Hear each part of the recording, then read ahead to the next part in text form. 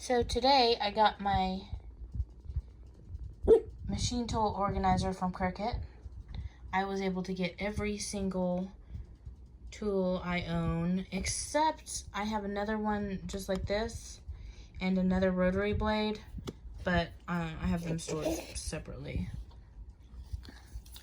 But you can see all the dust that's gathered on the gears and stuff from not having it in something like this.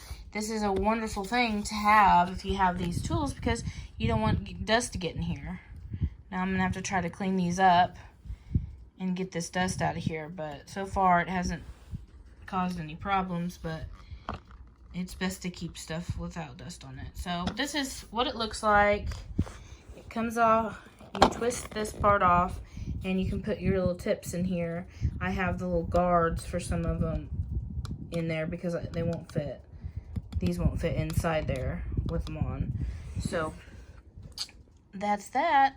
I hope you have a wonderful day and stay safe.